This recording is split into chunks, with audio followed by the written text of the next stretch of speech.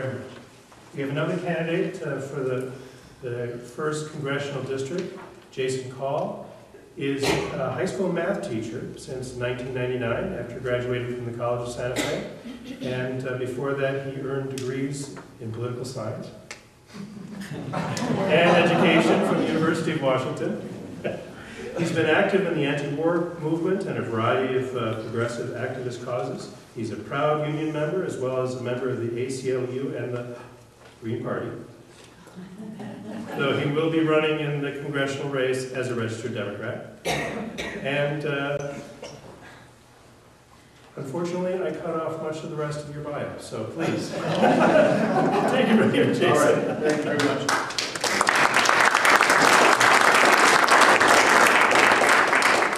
I want to clarify something about the Green Party. I donate to the Green Party. I am in agreement with their message.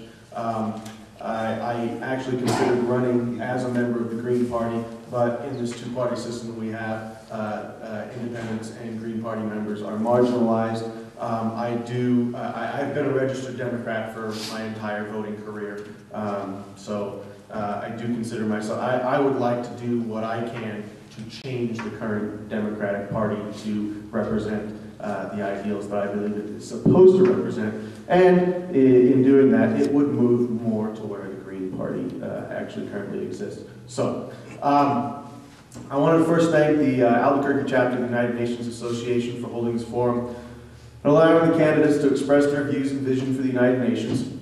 The statements I'm going to be making here about the United Nations are based in both theory and reality. Theory being the way things are supposed to be, reality being the way things are. Just give me a second here. I think that we're at a critical point in the history of modern civilization. Global conflict is not necessarily more widespread than it has been at any time in the past, but the means and methods of warfare have changed drastically, even since the inception of the United Nations in 1945. And the potential for the human impact of conflict has increased exponentially. It's a math term, I'm a math teacher. It is perhaps this potential that has kept wider conflict at bay. However, an ever-increasing global population, coupled with diminishing vital resources such as fresh water, food, particularly in developing nations, causes the global community to inch closer to worldwide disaster, not only through warfare, but through famine and drought, which are no less man-made. The United Nations represents the best hope of humankind to relieve the suffering that we as a species tend to impose on ourselves and each other. The United Nations represents the potential of the collaborative and adaptive nature of humans, that we are able to survive because we are able to solve the problems presented to us by our environment and by our darker nature, the aspect of humans that submits to fear and prejudice. I have confidence in the United Nations and its mission, and I would seek to strengthen the power of the UN to resolve conflicts and maintain global peace. There are some very real problems with the United Nations, though. The UN Charter, developed in 1945, has remained relatively unchanged in some of its structural mandates, particularly in terms of the Security Council. The world, meanwhile, has moved on. Africa has won its independence from European colonialism. The former Soviet Union satellites now all exist as sovereign entities. The European Union has become a formidable economic force, and other regional and ethnic unions, such as the Arab League, represent hundreds of millions of people. The geopolitical world of the 21st century is vastly different from that of 1945, and the United Nations must change to reflect such differences. There's a pervasive perception throughout much of the developing world that the United Nations exists to maintain the global power structures that have persisted over much of the last century.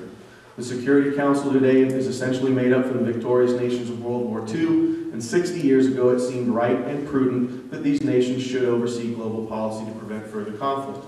However, the UN has increased its membership from 56 nations in 1948, when the Universal Declaration of Human Rights was written, to 192 nations today, some of whom are greater economic powers, and many of whom have far greater populations than existing Security Council members.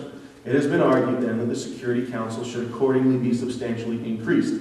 Some argue that in the contemporary international community, Japan, Germany, India, and Brazil influence their respective regions and indeed the world to a degree that warrants Security Council membership, and that an Arab state and an African state should also be represented.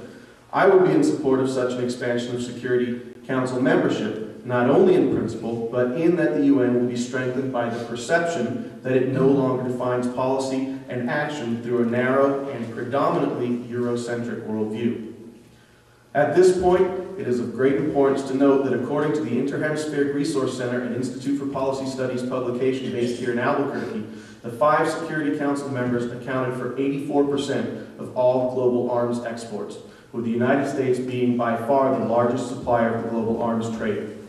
Considering that 40% of all conventional arms sales went to what are considered hotspots of conflict, and that civilians account for over 3/4 of all war and violent conflict-related deaths, is it any wonder that there is skepticism over the motives and purposes of the Security Council?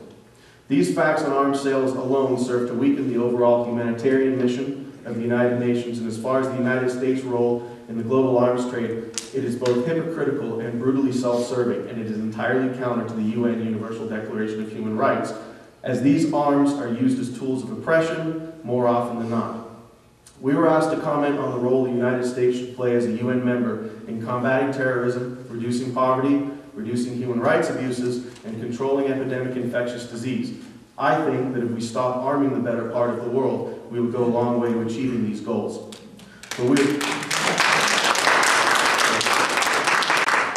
But we will have to go through the corporate world of weapons manufacturers who hold such sway over our U.S. Congress. A concern has long been that not only is there a very small group of powerful nations on the Security Council, but that each one of them holds veto power over any Security Council resolution, which effectively concentrates power in a single nation, particularly the power to thwart any resolution which may negatively impact that nation. This is a conflict of interest if ever there was one. It should be noted that since 1982, the U.S. has exercised its veto power 32 times on resolutions critical of Israel. This is a greater number of vetoes in the same time frame than all of the other Security Council members put together. Again, this veto power, the way it has been used, cannot serve but to weaken the mission of the United Nations by creating an inherent bias in favor of the Security Council members, not to mention the partisan perception of the United States that is reinforced by our unwavering support of Israel in global disputes. My final statement will concern the United Nations in Iraq. I believe that the United Nations could have played a part in preventing this heinous atrocity that our American mass consumption news service likes to call a war. I call it an illegal occupation, I call it an abomination, I call it a slaughter of the weak and innocent. Knowing that the UN weapons inspectors led by Hans Blix had found no evidence of any weapons programs, the members of the UN, particularly the other members of the Security Council, could have moved to impose economic sanctions on the U.S., just as they have moved to impose such sanctions on other aggressor nations. Now, I know the U.S. has veto power, but if the world believed that we were doing the wrong thing at this point, they could have made some statement. Now, it might have been vetoed, and we would have vetoed it, I'm sure, but you make the statement anyway. Just like Democrats in Congress who say we want this war to end, well, you vote that way. You stop paying for it. Okay? So, I'm sorry, I took a little sidebar from my written speech. But it has been clear in the past, and remains clear today, that financial considerations will trump what is right 9 times out of 10. While children are maimed and killed, while they die of malnutrition, lack of clean water and medicine, orphaned and left to fend for themselves, through all of this, the major players are still making money. The United States, Russia, China, and Britain all profit from this and other conflicts, and that is why it continues. If we could bring home all U.S. troops, mercenaries, and other contractors, then I think a multinational UN security force could play a strong role in restoring peace, especially if the U.S. were conspicuously absent from that peacekeeping force. But the real story of Iraq is the vast oil fields that the Security Council members are vying for. It is no secret that though Russia and France opposed the invasion of Iraq vehemently, that they had secured extremely lucrative contracts from the Hussein government to drill and refine Iraqi oil, and it was in their national interest to oppose the removal of Hussein. It is transparent from the profit-sharing agreements that the United States has attempted to impose on the Maliki government that this Machiavellian aggression never had any foundation but the theft of Iraqi oil. The question that must be addressed then in this forum is if the UN can have any lasting strength as an organization of peace and justice, all right, so let me get the emphasis right here, is if the UN can have any lasting strength as an organization of peace and justice when its prime movers, the Security Council, are the greatest hindrances to peace and justice in the world. Thank you.